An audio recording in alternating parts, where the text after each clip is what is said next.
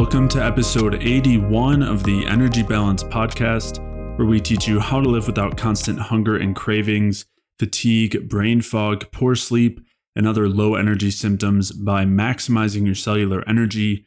I'm Jay Feldman. I'm a health coach and independent health researcher, and joining me again today is my good friend Mike Fave. Mike and I have been studying health and nutrition together for a long time now, and Mike also draws on his experiences from working within the healthcare industry. Today's episode is part 2 of our fitness versus health series, and in this episode we'll be talking about whether intense exercise and endurance training should be avoided for optimal metabolic health, and more specifically we'll be discussing how to determine how much exercise is right for you, why working out regularly is not enough to make up for sitting all day, why fitness and health are not synonymous, whether lactate production, breathlessness, and fat oxidation due to exercise should be avoided at all costs, and whether intense exercise and being highly active is always more harmful than helpful. This series was inspired by a couple of listener questions. If you have any questions that you'd like us to answer on a future episode, feel free to send those in to jay@jayfeldmanwellness.com. That's jay@jayfeldmanwellness.com. Or feel free to leave those in the comments if you're watching on YouTube. To check out the show notes for today's episode, you can head over to jayfeldmanwellness.com/podcast, where you can take a look at the studies and articles and anything else that we reference throughout today's episode. And if you are struggling with various low energy symptoms, maybe you're dealing with weight gain and you're trying to lose weight as far as exercise goes and just trying to figure out the right amount for you. Maybe you're dealing with constant hunger and cravings, low energy or fatigue, joint pain, digestive symptoms, brain fog, poor sleep, hormonal imbalances, or various other low energy symptoms or chronic health conditions like autoimmune conditions or diabetes or heart disease. And if you are dealing with any of those low energy symptoms or chronic health issues, then head over to jayfeldmanwellness.com/energy, where you can sign up for a free energy balance mini course, where I'll explain how these different symptoms and conditions are really caused by lack of energy. And I'll also walk you through the main things that you can do from a diet and lifestyle perspective to maximize your cellular energy and resolve these symptoms and conditions. So to sign up for that free energy balance mini course, head over to jayfeldmanwellness.com/energy. And with that, let's get started.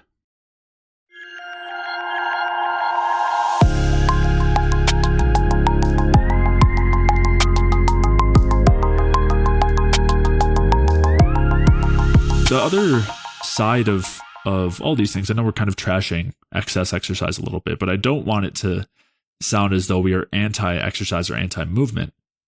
And there's also some great research describing the benefits of activity, especially in contrast to sedentarism. And I think that this is where the most benefits come from, and this is where the research shows that the most benefits come from, is the difference between being sedentary, where you're largely sitting and not doing much all day, versus being lightly active throughout the day. And that is where you see the biggest shift in health effects in a positive direction.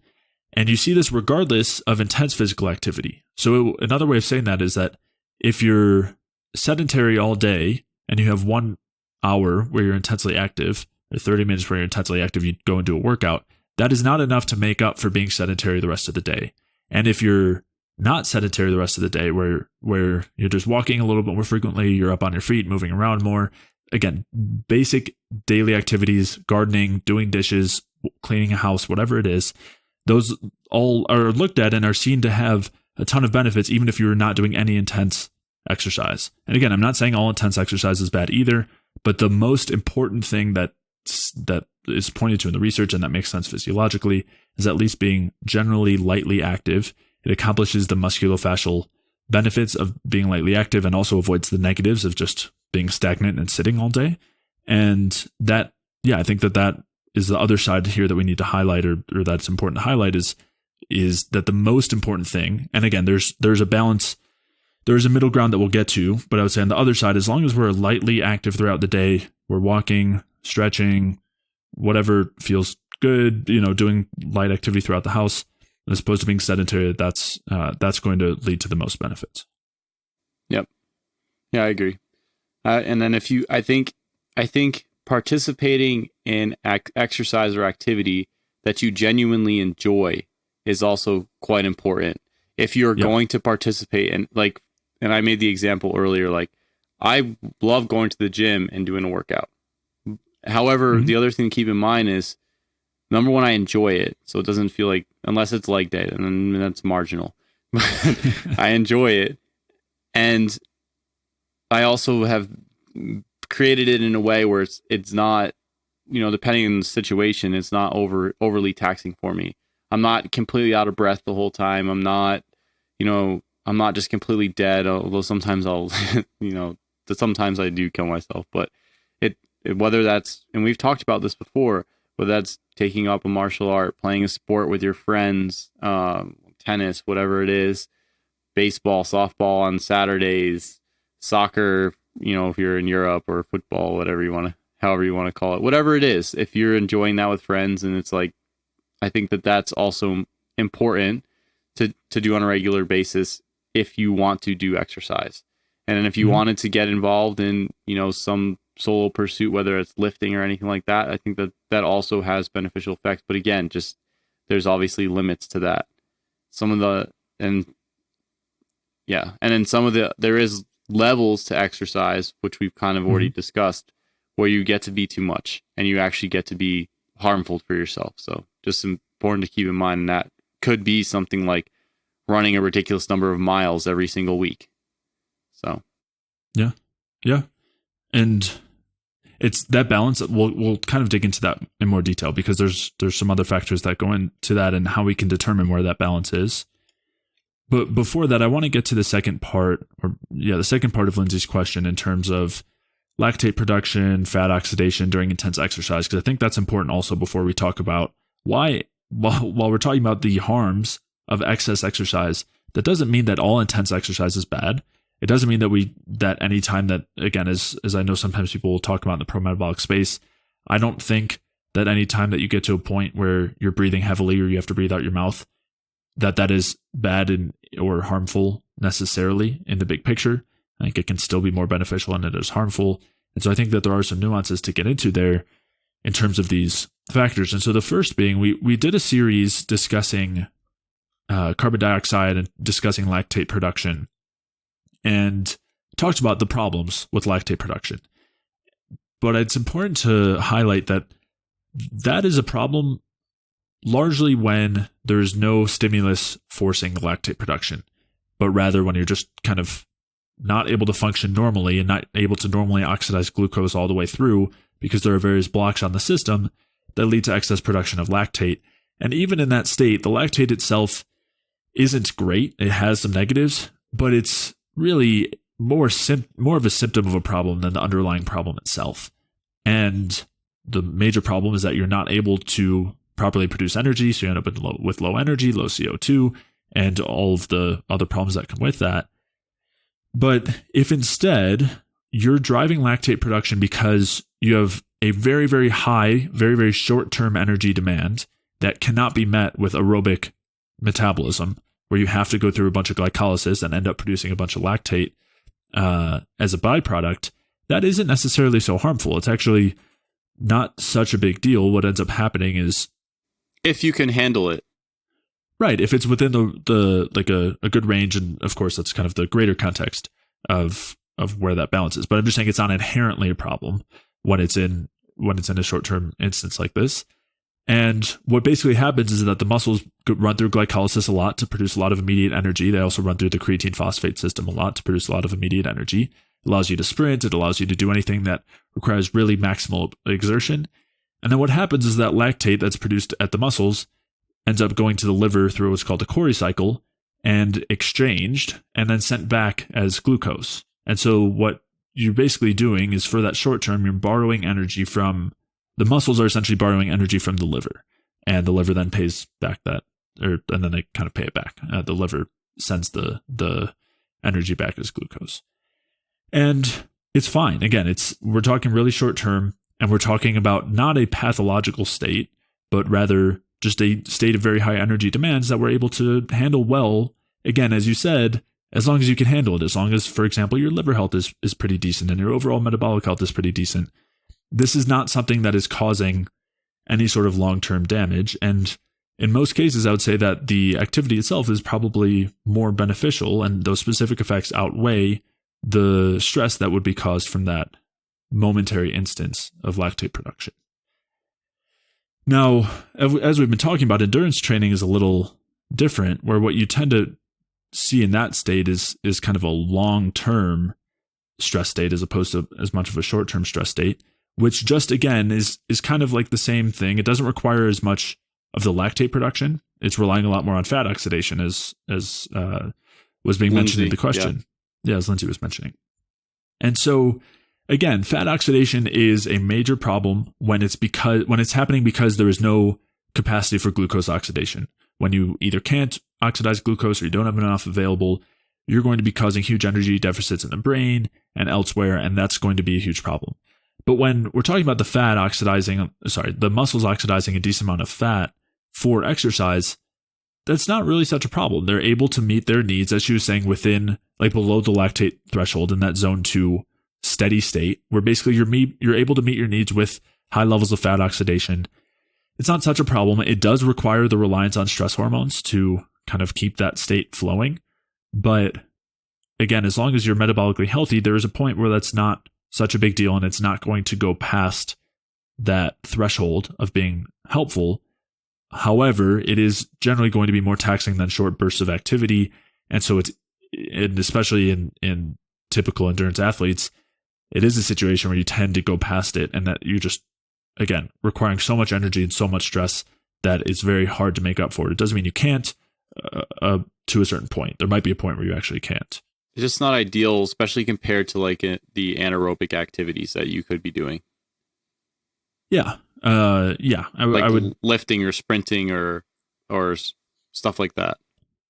Yeah, and there's a lot of things that are kind of a blend, right? I mean, when you're hiking, for example, or doing a slightly more intense walk, or as you mentioned, martial arts, you're going to be kind of oscillating between maybe periods of where you're more in the anaerobic state and others where you're maybe more in an anaerobic state and relying more on fat oxidation.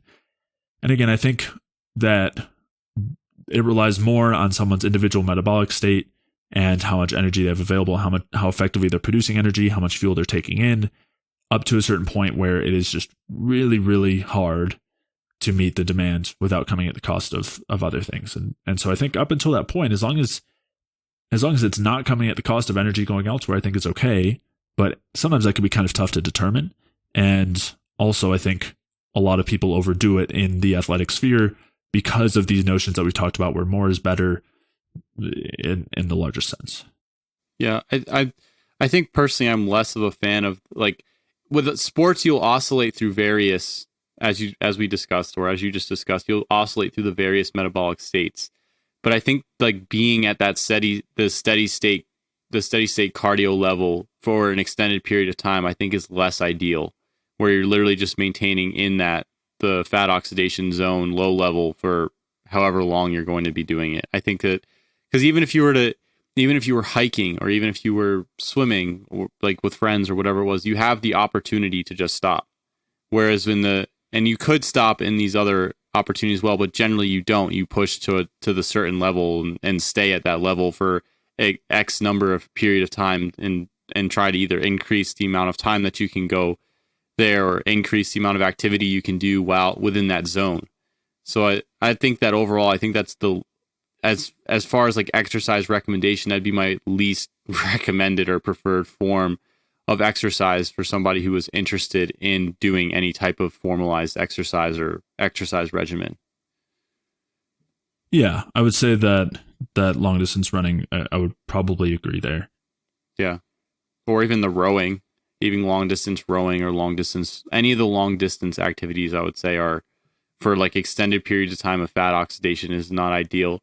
And I would say I'm less worried about hitting a lactate threshold than I am about maintaining that over an extended period of time. Yeah, I think, and again, it's not even as, like, there is a cost to the fat oxidation, but there's also the involvement of the stress hormones that are required for you to borrow from the future, for you to take out that loan. That's essentially what you're doing, because you're not going to have enough energy available right at that moment for you to run for an hour. You have to be pulling from those stores in a stress state. And so, again, when we're talking about, along with this too, is just when you're talking about extremely large amounts of caloric expenditure along with stress, it's really hard to make up for it. And I do think that is probably a confounding variable too, now that we're talking about it, in these studies, where it's not only the total amount of energy expenditure that's the issue, but also how it's coming about. And when it's coming about due to a lot of stress hormones, that's going to be one of the things that causes the metabolic adaptation that they're describing. It causes the metabolic depression because not only because you don't have enough energy in the moment, but because it's anticipating the future, right? We talked about this in all these states where when you're shifting toward more of a starvation, famine state, stress state, low abundant state, like a state of non-abundance, your body anticipates not having enough energy in the future and not being in an energetically favorable environment and shifts more toward hibernation, essentially, and turns all of its normal functions down. And potentially, if done in a good balance without driving without driving the stress so much, you could still have large amounts of energy expenditure from physical activity and hypothetically not have that happen. Again, it would require some things that we'll discuss as far as ways to mitigate this situation, but also, as you're saying, probably is more likely to happen with non-steady state activity because of the stress that tends to be induced there. And people experience this as, a lot of people will talk about it as a good thing, like the runner's high, the endorphins that are released. Those are a feature of that stress state that you're encouraging. So you're saying it tends to happen more with the steady state? Yeah. Yeah, you said non-steady state. I just want to clarify. Okay. Yeah, maybe I misspoke. Well, I got confused for a second. Okay. Then yeah, I must have meant steady state. Yeah. Yeah, you have more of the stress response with the steady state because in order to continuously release the fats to oxidize, you have to be using the adaptive hormones. Whereas with the when you go into lactic, when you're producing lactic acid and you have to run through the Cori cycle, you're basically just draining liver glycogen. Yeah. Go ahead. Well, you're right. Like the muscle glycogen isn't being depleted as much, which is an important point. But it does get used. I was going to say they both require stress, but one is a short burst versus the other is long-term continuous. Yeah, exactly.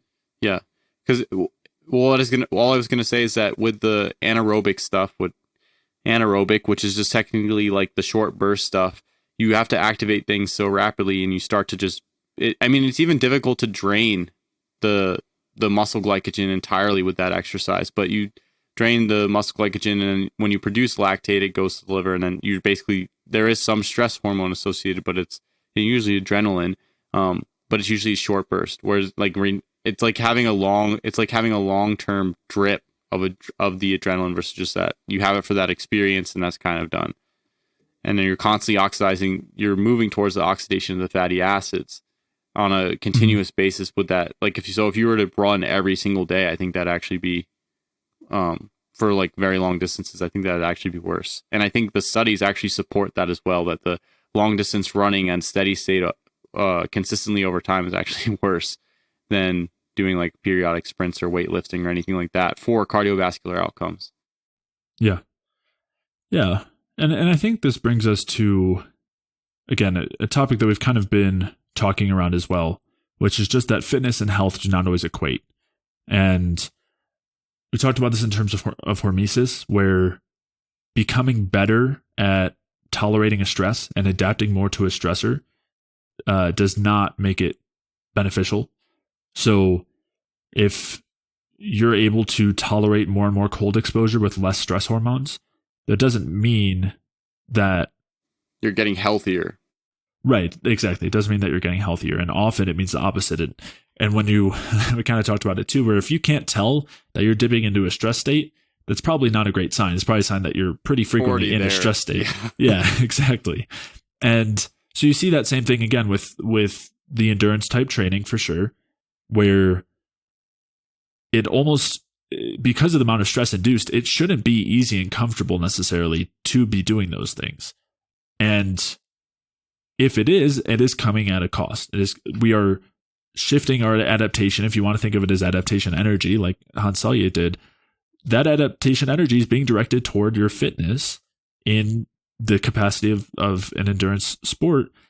And that is coming at the cost of the adaptation going elsewhere. For example, as we talked earlier, to adaptations that would allow for larger brain capacity.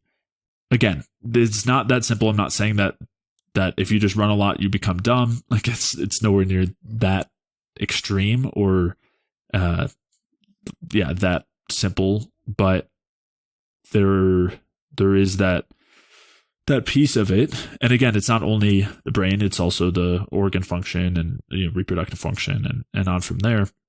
And again, as we talked about earlier, just because the other forms of exercise might be better, the more intense, maybe more things similar to weightlifting might be better, that doesn't mean that just having a ton of muscle mass is beneficial either. As we were saying, that tends to come at a cost as well to these other organ systems and to our overall metabolic health and health as a whole. So that's, again, something that we do want to be weighing there. And I think there is a balance to be had, not because of this fallacy, this fallacious notion that, or fallacious notion that everything needs to be just in a balance and not too much and not too little. I'm not saying that, but I think there's a place in between being extremely muscular and having very little muscle that is going to be that ideal state where you're not contributing too much energy to the musculature. And then same thing, again, you could argue that same thing with some amount of aerobic fitness as well, where there is a point where it is too much and there's a point where it's generally going to be pretty beneficial. And yeah. Yeah, I don't have too much to add. I was debating if we were going to pull pictures up of sprinters versus distance runners, but I feel like that's been done so many times. Yeah, that's there's just a massive difference in body type between the different types of training. And I think that it, even though it's maybe not a perfect value, but I think it's a good proxy to keep in mind when you're considering the different types of trainings and the effect that they have on the body. The distance runners are, at least in the extreme distance forms, and I was looking at Olympic runners, are to basically emaciated. Whereas I'm not saying that, they're running extreme distances. So that's something to keep in mind. Whereas the sprinters who are running much shorter distances are, at least physically, appear to be in much better health. Just on a pure look, just looking at them perspective. And just larger amounts of muscle mass, greater amount of body mass in general. Yeah, I do want to say also, kind of as we were talking about, I'm sure that there is a kind of cultural influence there, where, as we were saying, too much muscle is not always a good thing either. There's a cost to that. And I think you could probably argue also that the sprinters are too far on that side as well, whether it's just too much muscle mass or, again, too much adaptation toward fitness coming at a cost elsewhere. And I would assume that to be the case. And so I don't want to fall into that idea as well. Okay. I don't know. You can disagree. I don't know what you think. But.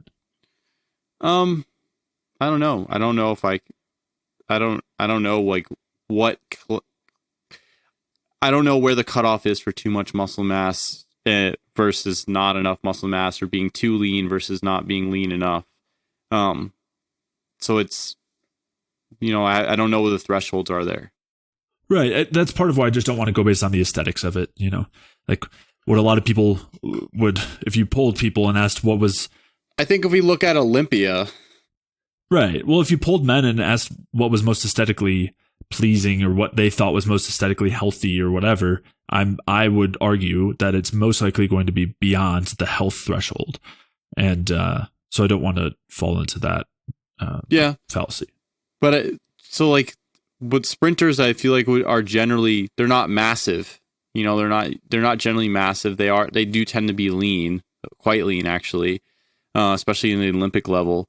But I think where you start to see the massive, where it's it's a lot, is when you start to see because there's obviously the extremes on either end, right? You have people who are running ridiculous numbers of miles every week, who are probably harming themselves. Then you also have people who are working out like madmen and taking ridiculous doses of steroids every week, and who are probably definitively harming themselves. And then you kind of have where's that period in between that is the, the safe level. And that also has an individual modifier as well, right? Like I'm going to be able to handle X amount of exercise, and you're going to be able to handle X amount of an X type of exercise. And that's something to figure out individually. Yeah, which is a good transition. I want to talk about how someone can figure that out, because we haven't given any clear parameters here, right? In terms of how much muscle is ideal, how much endurance training is ideal, how much anaerobic training is ideal. And I think the reason for that is because those are A, really hard things to quantify in general, but B, are affected so much by someone's individual situation and where their metabolic health is, and on from there. So yeah, I don't feel I don't know if you do, but I don't necessarily I don't know those limits. Right. Yeah, I don't feel comfortable giving certain recommendations there, but I do feel comfortable with offering certain concepts that somebody can use to determine that level for themselves. So the first of those being how somebody feels, both while they're training and then after. So if somebody does some amount of exercise and feels wiped out the rest of the day, or if they do some amount of exercise and the next day they feel wiped out, I think those are both probably signs that it was past that threshold of being ideal. So that would kind of be part one, is how quickly you're recovering from the exercise. Another, one parameter that some people like to use as well is just that you feel better leaving the workout than when you started, as opposed to the feeling after like you need to collapse. And if you feel like you need to collapse, probably too far on that stress side. No pain, no gain, Jay. No pain, no gain. Of course. You need to be collapsing and puking. That is the only way to be healthy. If you're not working hard enough. If you're not working 100 hours a week, you're not working hard enough. Not even working, honestly. Yeah, what are you even doing? Lazy. So the that would be one piece, would be just how you feel during and after, and how well you're recovering.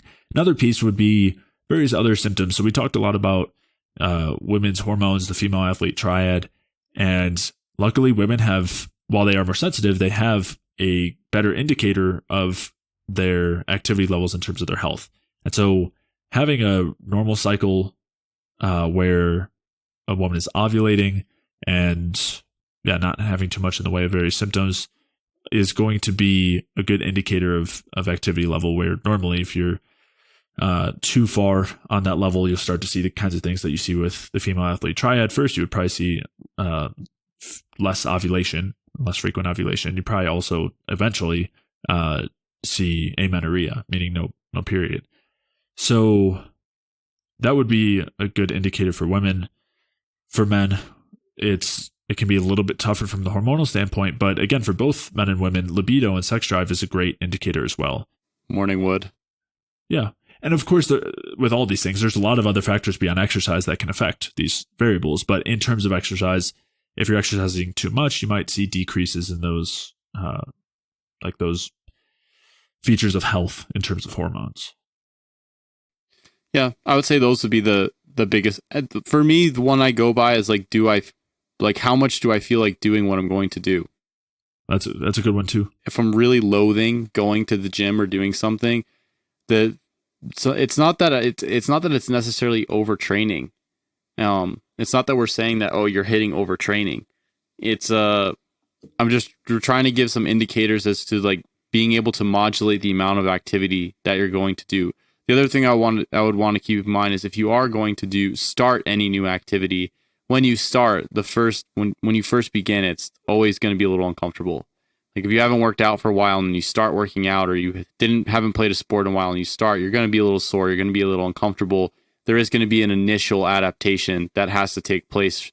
And then, so like in the start, I'd always, wait a little while before you start to determine that it's good or bad for you, because you're going to have those symptoms when you start, soreness, whatever it is.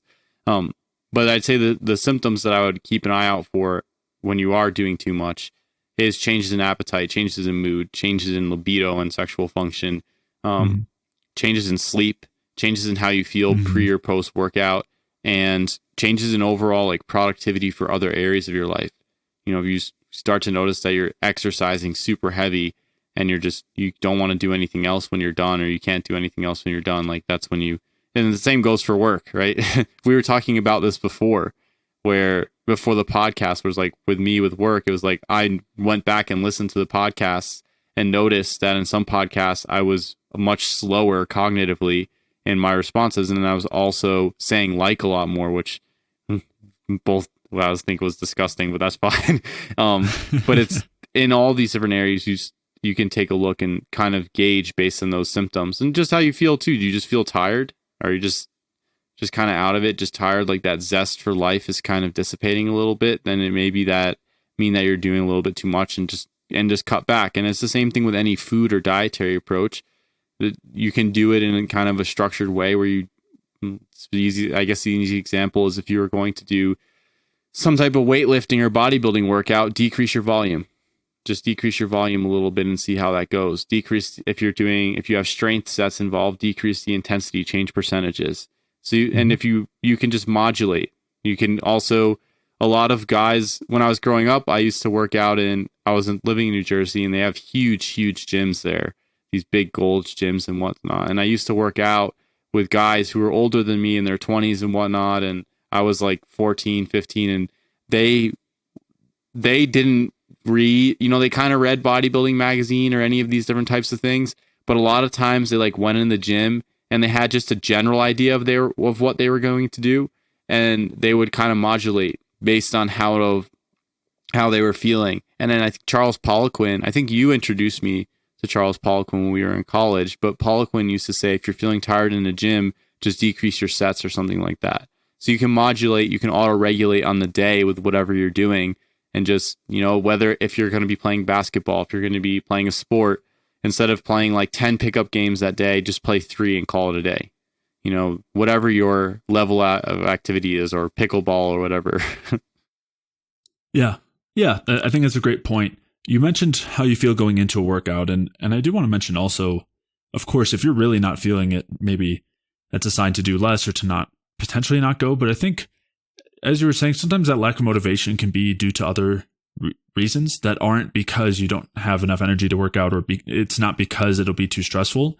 And so sometimes what you can do in that case is, or at least what I normally suggest, is go to whatever the workout is. And if you start and you're really not feeling it, you're really feeling like you're not excited or motivated by it, you don't have the energy for it, then stop. But I do recommend still going, then stop or decrease depending on how bad. But I do recommend still going, because sometimes we could just be a little tired from a long day, but actually would still really benefit from the exercise.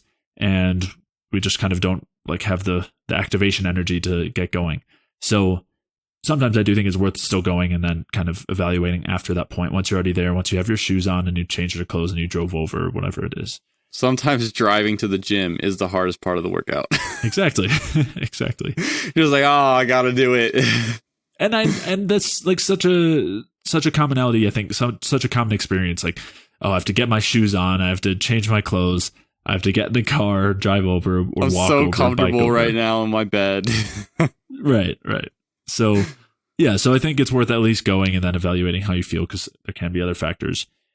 Another thing in terms of tailoring what is too stressful and where the right amount of exercise is to your state is I think it's helpful to consider an example of someone who has chronic fatigue, for example, someone who gets really fatigued from really light exercise, or someone who has a lot of joint pain or discomfort for days after exercising or something like that. I think that is an example, an illustration of the individuality in these situations and how much our metabolic health can affect our tolerance to these things. And obviously for someone like that, they're in that situation where if you look at that graph from before, that physical activity is taking up a huge amount of the other category, the category of energy going to those other areas. And so that, we want to make sure, of course, we're doing the things that prevent that in the first place, so that we can slowly increase our activity, so we at least can get some movement in. But we want to be tailoring it to where we're at that moment. So if you're not at a point where anything more than walking is too much, that's fine. Just walk. There's no need to push beyond that. And I did want to add one other thing in terms of the relationship between fitness and health not being necessarily linear, sometimes being inverse, is that there's no judgment if somebody determines or decides that they want to favor their fitness, their sport, whatever it is, over their health. It's a totally fine decision to make, in the same way that a lot of people choose to do that with their work, their jobs. They choose to work a ton of hours a week, and for them, whether it's making a lot of money or doing something that they feel like helps the people around them, whatever it is, they feel like that's worth them not getting enough sleep or not focusing as much on eating well and whatever else. Of course, that's not the decision that we tend to make, but that's okay. There's no, and I mean it genuinely, there's no judgment there. If someone wants to be an elite athlete and they want to go to the Olympics and accomplish those goals, that's amazing. Go for it. I just think it's worth considering that tends there's not consequences. There's consequences, and it tends not to be, it doesn't tend to go to co-vary with good health.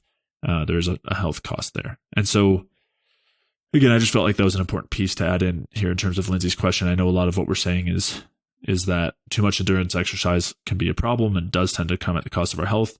Again, there's a relative value there. So does eating at a restaurant where you're eating a bunch of fried food. If you're doing that on a daily, weekly, monthly basis, we all have to make that decision in terms of what is worth it for us in terms of those effects on our health versus what isn't.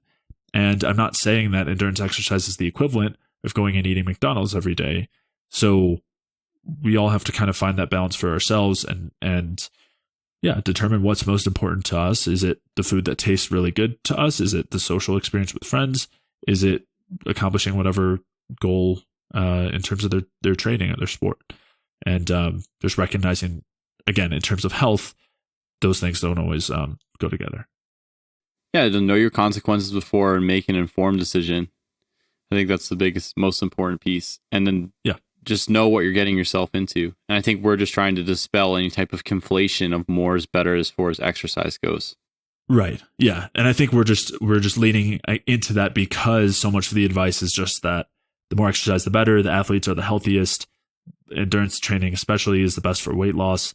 And those things, all of those things are really not the case. So if you go by all the mainstream advice, your diet is all whole grains, no sugars, all vegetable oils, like polyunsaturated fats, I guess all plant proteins, so legumes, because, and maybe white meat, chicken, no eggs, no pork, no beef, no dairy, because it's bad for you.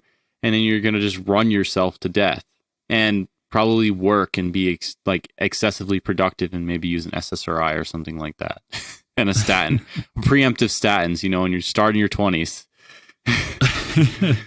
So it's just essentially an entire culture and ideology around destroying you, maiming you to some extent on multiple levels, dietarily, pharmacologically, activity wise. And I guess part of it is part of our job, or I guess part of what we've taken to do is to kind of dispel some of these ideas. So minimal eat. Yeah. Another thing is caloric restriction or fasting or something like don't eat a lot. Yeah. Yeah. And take resveratrol and not from there. Yeah. But metformin. Yeah, exactly. Yeah. And so I think it brings us to it's a nice transition though, for the people who do want to favor more exercise and more intense exercise, even if it is at some cost to their health. Maybe they don't want to be running 6 miles a day, but they want to run 6 miles every other day, or whatever it is, whatever that balance is for each person. Again, I mean, both of us enjoy sports, right? And sometimes we'll do it to the point that we know it comes at the cost of our health, and we're feeling fatigued the next day or later that day. I've done that, with hiking, for example. I've done it with Muay Thai, and I used to do it with basketball. I don't know if you've done anything like that recently. Doing it with work. Right. And there's a lot of benefits to those things. There's the social aspect, there's our enjoyment of it, and there's benefits to the activity itself, but there are, of course, situations where we dip too much into that stress. And there are things that we can do, or that anybody can do, to help to mitigate that stress as much as possible and prevent it in the first place, even if you are making those choices. And I do want to mention a few other points here where, again, I don't want to frame it as though anytime you're doing any intense exercise, the stress is always outweighing the benefits, the positive effects, the specific effects, even if you are maybe fatigued later the next day. Again, it's tough to quantify these things, and so much of it has to be qualitative. in terms of how you feel and what you notice over time. But there is a place for that intense exercise, even as I was just discussing, in terms of a hard Muay Thai session, which is kickboxing for people who aren't aware, or several games of basketball in a row, or whatever it is. Those benefits can still outweigh the stress, but those things are going to be higher in stress when, of course, there's more intensity and they're going on for longer. And I do want to mention also, when it comes to increased exercise, increased activity over time, there are certain developments that also come into play that help to minimize or at least reduce the amount of stress in response to the same amount of exercise. And a good example of this is what's called running economy, which is basically the efficiency that you exhibit when you run. And so over time, as you get better at running, your running economy improves and you become more efficient, which essentially means that you have to use less energy for the same amount of work, the same amount of result. And in essence, what this does is reduces the energy demand of the exercise, which then reduces the amount of stress that's caused. And so there's a couple of important points here. One is that our bodies are trying to become more efficient and reduce that energy demand because it's so costly. And that's, I think, indicative of the direction of where we want to go. But it does also mean that the more that we train, the less stressful that exercise will be. If you're able to recover from it. Yeah, assuming that you're recovering well and everything and that you're actually adapting properly. But the other thing too is that a lot of times what happens is that when our economy improves and whatever we did before is no longer as challenging, then we just double it or increase the amount of intensity or increase the amount of exercise we do. So we end up with the same amount of stress. Just we did more work. And again, there's still that same cost there in that situation. But I do think, again, it illustrates like this process, this adaptation of improved efficiency, which doesn't only happen with running. It happens with anything where our strength improves, for example, which will reduce, the amount of energy required to lift something, or cardiovascular fitness improves. Again, same kind of thing where the endurance type activity won't require as much of an energy demand. The fact that our bodies are doing this does suggest that we want to be minimizing the amount of energy demands, again, relative to those other benefits.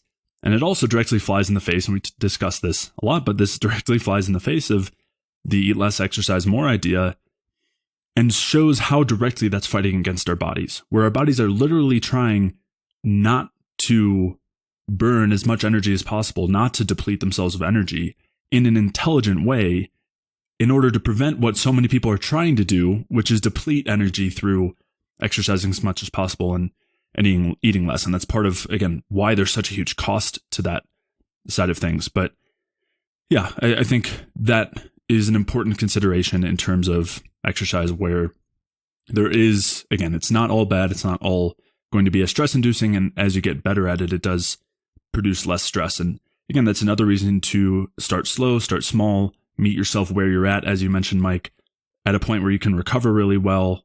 And again, using those qualitative subjective measures that we discussed earlier is generally the best indication of that. And you can look at quantitative measures too. I mean, you can look at your temperature and pulse, you can look at your labs and on from there and see what those are reflecting in terms of your health response to a certain amount of exercise.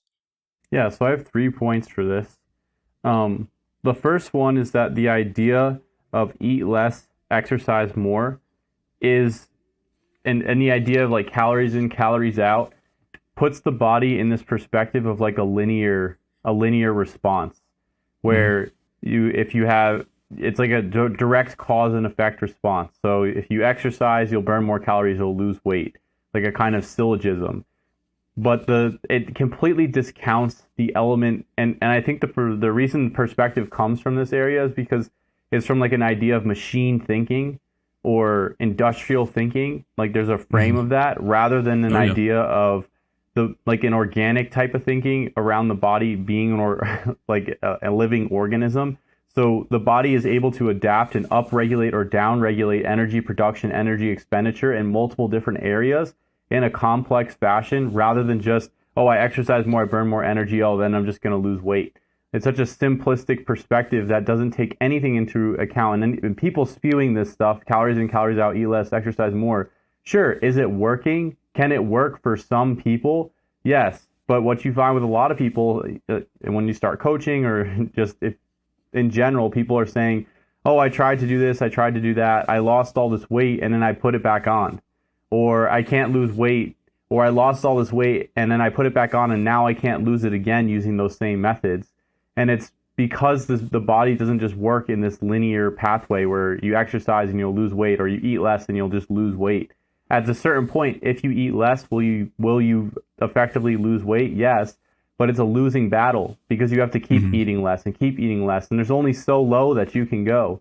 And then there's also consequences and side effects of having to move through that pathway. And if anybody's interested in what that actually looks like, the Minnesota starvation experiment will give anyone some great ideas. And I have clients that I work with who come to me eating at levels equivalent to those in the Minnesota starvation experiment. And in fact, most people that I work with that want to lose weight, who that have come to me, are actually under eating. They're not, according to the caloric calculators. There's the Catch McArdle and the Mifflin St. Jor, whatever. There's like multiple different calculators. They're based on research, and essentially it says that based on this person's body mass, lean body mass, or body mass in general, which is usually a function of their weight and body fat percentage, or their lean body mass, or just their weight, whatever it is. There's specified to eat X number of calories to maintain their weight. So it determines their basal metabolic rate, and that's the amount of calories that they need to eat on a regular basis, daily basis, to maintain their weight without doing anything. Most people are eating under that despite having movement throughout the day.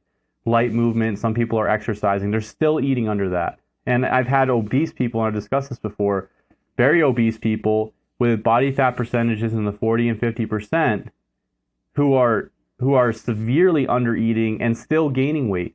And this, I think, is a product from this linear reductionistic thought processes around eat less, exercise more, calories in, calories out. And then I also have other people who aren't obese and who aren't overweight who are practicing these methods and have a whole host of other side effects, because I think there's different predispositions and how people respond to stressors. Some people maybe put on weight. Some people get severe mood disorders. Some people get skin disorders. Some people have issues with their libido. It really depends on what the person's predisposition is. So I think it's important to understand the body as having complex regulatory mechanisms in place that can shift metabolism not only on a general scale up or down, but in multiple areas up or down to meet a imposed stressor. So it's very important to understand the stress that you're imposing on your system, and then the ability of your system to recover and respond to that stress. If you have the wrong model in place, then you will not get the outcomes that you want. So that's the first piece. The second piece that ties into this that I wanted to discuss is that a lot of people are trying this eat less, exercise more, calories in, calories out approach, or they're trying to go to the gym and I hear this all the time. I'm exercising, I'm doing this, but I'm not getting the results that I want. And you hear even fitness influencers on Instagram and YouTube and whoever who are saying, I wasn't able to look the way that I look or put on the weight that I wanted to put on or get the result from exercise that I wanted until I drastically increased my calories. And it's like this magic revelation for everybody that if they eat enough to support what they're doing, man, my body will respond the way that I want. Now, it's not always the best quality foods, which is a different story, but they're eating enough to support what their activity is. And then, it's presented as if it's, wow, this is crazy, this is insane, this is absurd. How could this be that I'm eating all these calories and I'm eating all these foods? And then the assumption is, oh, this person just must have a fast metabolism. No, they're not lowering their metabolism. They're not dropping their metabolism. They're eating the amount of food that's required for them to do what they're doing. They're supporting their system. Whereas in the opposite case, what you get from a lot of people, or from the mainstream, I would say, is that, oh, you just need to, again, eat less, exercise more. And then it doesn't work. Or if it does work, you're just skinny and you don't look the way that you want. You don't have the body composition that you want. So I think it's really important to put that into perspective. And the third piece to exemplify this altogether, and this is something that I remember when I was in high school, I found this and it absolutely blew my mind. But there was a track coach. His name was Charlie Francis. And Charlie Francis trained an Olympian sprinter named Ben Johnson. And there was a whole controversy with Ben Johnson because I think he was a Canadian sprinter. He had gotten caught to some extent with steroids. And the thing is, what sprinters or what athletes in general at that level are not using some type of enhancement? I don't know, but I would say my guess, if I had to put money on it, would be the vast majority are using something, just because the level that they're performing and the edge that they need to beat the records that have been set with people who are already using those substances makes it quite difficult to do that on a natural basis. But as far as what individuals are using or not using, I have no idea. But besides that, the training methods proposed by Charlie Francis weren't heavy on pushing ridiculous amounts of training. The focus on Charlie Francis's methods were recovery, rest, and having the stimulus and then allowing the body to recover. So it was like the training programs that he had set for Ben Johnson, I think, included like 3 times a week strength training with not so much volume, but an increased intensity. And then he was very heavy on him having days off to recover, and then also having massages on a regular basis to break up any scar tissue and whatnot. And the methods were apparently extremely effective. There was other athletes that Charlie Francis had trained, and I think it highlights, and just as one extreme example, the importance of focusing on recovery and keying in onto recovery rather than focusing so heavy on training. The goal is to get that minimum effective response and have that on a consistent basis, but allow the body to recover from it so that you can actually effectively trigger the response again in the case of exercise. So those are just a few. I think that's just one key example. And I think Charlie Francis still has it up, but you can buy, I think he has a bunch of books and stuff. I bought a bunch of, I think I bought his archive. There was an option for that when I was in high school to like look through some of his training methods. It was interesting. Yeah, it's a great point. I mean, there's several great points in terms of these relationships between our energy availability, calories in and out, recovery, and on from there. There's a few clarifications I wanted to make. Well, so one thing I wanted to mention is in terms of the reverse dieting type approach you mentioned, where people are eating a lot more and starting to get better results. We discussed that in more detail along with the all-in approach in a previous episode, talking about that all-in approach and how we can eat intuitively and things like that. So I'll link back to that episode. We're not saying all-in, by the way, I want to clarify that because I do want to mention that I'm not arguing for an all-in approach because I don't necessarily think that works either. We were very specific in the approach in the episodes that you're discussing about how we would mention going about that. Yeah. Yep. Exactly. And so, yeah, that was one thing I wanted to mention. Of course, something you said earlier on in what you were discussing was that calories in, calories out works maybe for a small portion of people. And I think what you were kind of getting at is that in the short term, you can see those things working. But in reality, it's, as you described with all the problems with that approach, it's really only a matter of time. If you zoom out and look at the full picture, maybe part of the picture hasn't happened yet for somebody. Often you find that doesn't play out particularly well. Either it comes with a lot of symptoms and degeneration, or the weight comes back. Normally both. Of course, eating less and exercising more works in the short term for most people. But at least when they're young. Right. Well, and that's the other thing too, is over time you respond poorer and poorer to that approach, and you have to eat less and less and exercise more and more to get the same result. And and then eventually it becomes unbearable, and you end up with all these other symptoms during that time as well. You had also talked about some of the equations for estimating caloric expenditure. I just wanted to point out that while those are helpful for estimations, they're still very much flawed in like the concept behind them. And we've talked about, again, why we don't look at things in those terms in terms of caloric expenditure, calories in, calories out before. So I'll link to those discussions because it's a much longer one than and would be quite tangential compared to today. But you referred back to the Minnesota starvation experiment, people eating the amount that they ate in that experiment or less, which I see all the time. And I see this all the time just in general, where you see people who are very overweight and they're just eating very little. And we've talked about this again a ton about how the conventional view is just that they're lying about what the amount of food that they're taking in. And that's not at all the case. And there's so many of these confounding variables, but just factors that affect our metabolic rate that are not accounted for in the calories in, calories out idea. And one way that you see this, I mean, you see it a lot when you look at the Minnesota starvation experiment. But the other thing that we pointed out that was particularly notable from that study was that these men who were average weight between 150 and 160 pounds and relatively lean were eating about 3,300 calories at their baseline just to maintain their weight. And now I think you'd be hard pressed to find people doing the same.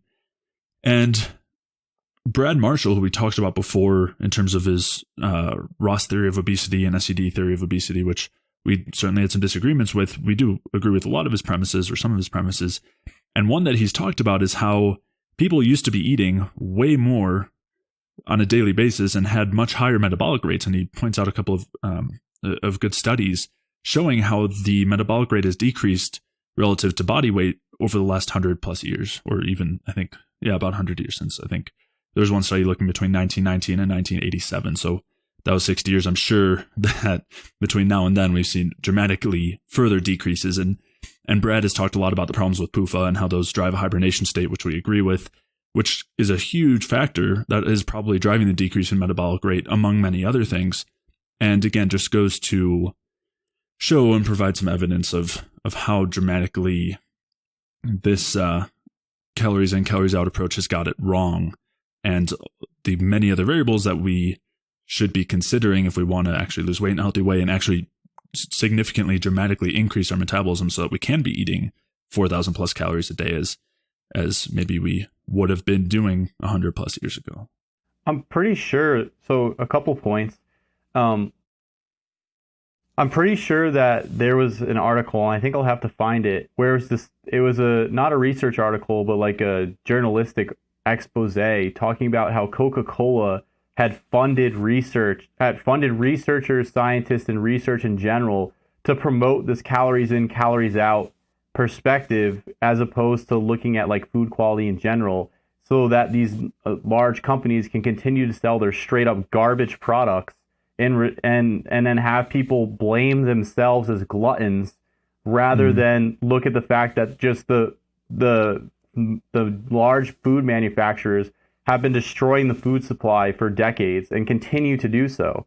So it's like, it's not the problem always comes down to, and this is with all of the arguments that these large corporations and upper class want to situate, is that, it's the people are just gluttons. It's market forces. They are demanding our crappy products and they can't stop having them. And that's why they're getting fat. They're just eating too much. It's not that the food supply and the products that we're creating are straight up garbage. It's never that. It's always the individual's fault. Right. Sorry, just to interject real quick, just to add on that point, the foods that they're manufacturing encourage people to overeat, and not just because they're hyper palatable, as everyone points to, but they're really, really inefficient at producing energy, which means you still have those constant hunger signals. You're storing the food as fat, and you just need to keep eating more and more of it because you're so undernourished and low in energy availability. It's yeah. You have nutrient poor industrial additives with hyper palatability that's less expensive than quality foods. They have literally, it's like, and this is what I hate about this stuff too. This stuff actually gets on my nerves the most, is we create this theory that people are just gluttons and they're just going to do the worst things for them. And then we create a system that forces people in a particular direction and then say, see, look, our theory is right. It's garbage. It's literally garbage. It's circular reasoning. We're going to make the garbage food the cheapest that's available. And then we're going to put heart healthy, whatever labels on it, for the different heart stuff, the vegetable oils and whatnot. And it's way cheaper than quality grass-fed butter or quality chocolate. And then they're going to have people, like, you're literally conditioning them to go into that direction, especially because it's hyper palatable, etc. And then you're going to turn around and say, oh, look, people are doing X, Y, Z. It's like, no, you are creating circumstances to push people in a certain direction and then turning around and calling them gluttons. If you look at the trends, and I think I discussed this study on the podcast with Hans, but I was going through, and you and I have discussed this study before, Jay. I was going through this study that was looking at trends in dietary intake from 1909 to 1999. And on one of the graphs, they actually show that when the American Heart Association and whatnot and put out all these dietary guidelines, all the fat consumption dropped, saturated fat, monounsaturated fat, and then soybean oil and the other oils that the American Heart Association, these other regulating bodies pushed, drastically increased. So it's not that people are gluttons and not trying to do the best for themselves, because if they were, you wouldn't have seen the drastic uptick in the consumption of soybean oil. I think it was greater than 1,000% in half a century. And that was from the regulating body's guidelines. People were trying to do what worked, what the regulating bodies say worked. And then it actually turned out to backfire because the regulating body's recommendations were pure garbage. They were literally not scientifically sound garbage, propaganda. And then they want to turn around and say, oh, it's because Americans are fat, Americans are diabetic, or Americans are X, Y, and Z because they're gluttons, because they can't control their appetite, because they eat all these foods, while they're putting out messages saying, oh, saturated fat and monounsaturated fat is what's causing heart disease. And, you all need to just eat these vegetable oils that have never been introduced into the food supply until now because they lower cholesterol on this cholesterol heart disease hypothesis, and then label all of the vegetable oils with heart healthy and create all these low fat heart healthy foods filled with industrial additives and increasing their palatability, etc., and then turn around and say, oh, the reason you guys are sick is because you're gluttons. That's absurd. Yeah. It's ridiculous. Mm-hmm. It's insane. The fact that and then to promote calories in, calories out to people. Oh, you need to eat less of our junk to lose weight and not have health problems. No, mm-hmm. We don't need your junk, period. Take away your vegetable oils, take away your processed foods. It's literally useless. You have entire corporations creating useless products. Their entire purpose is to create lines of useless products that just make people sick. And then they want to pay researchers off to create hypotheses to justify their useless products. It's like extremely, I don't know how, it makes me angry. Like it is one of the things that makes me extremely angry. But yeah, it's just, you have that whole premise going on, and then you want to blame the people. And I mean, I even see it in the hospital. It's like people coming in with all these heart problems needing XYZ surgery after decades of eating vegetable oil. And then when they get in there, the doctors turn around and say, hey, doc, why do you think it's that? Oh, genetics. It's like a series of crap theories explaining away obvious problems. The reason you have heart disease isn't because genetics. It's not. You may have a genetic predisposition, but the level of heart disease, the level of cancer, the level of diabetes, the level of kidney disease, the level of XYZ, whatever elemental P disease that we've created in the past couple decades is only increasing because the diet, and partly because the diet in the country is absolutely terrible. It's insane. And then they want to turn around and have another theory to explain it. Oh, you're a glutton and you have bad genetics. So it immediately removes the genetics argument, removes any responsibility on the person for taking care of themselves, and then the glutton argument simultaneously puts the argument as their fault and nothing to do with the regulations and government guidance. It's just it's I don't know, it's ridiculous. It's absolutely, when you look at it, it's absolutely ridiculous. Yeah. Yeah, of course, the pharmaceutical companies also being a huge piece of that too. Yeah, well, take this. I know I'm going too much, but on the pharmaceutical piece, it's sold to people that if you take XYZ drug, you're going to be fine.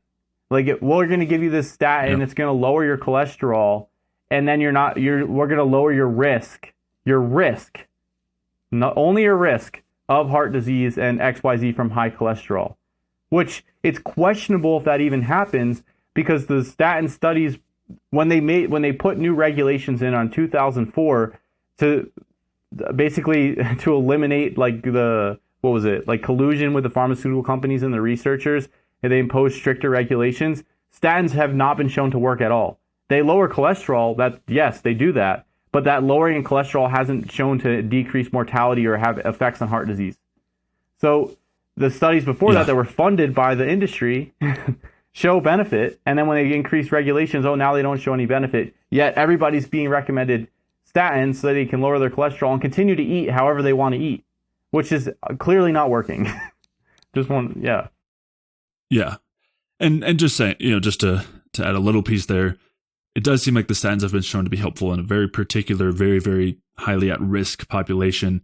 But we also talked about confounding variables there, or not even confounding variables, but confounding mechanisms outside of cholesterol that can account for those effects, where statins have particular beneficial effects on the gut. Exactly. They have a particular antimicrobial beneficial effect on the gut that could be entirely responsible for its anti-inflammatory effects.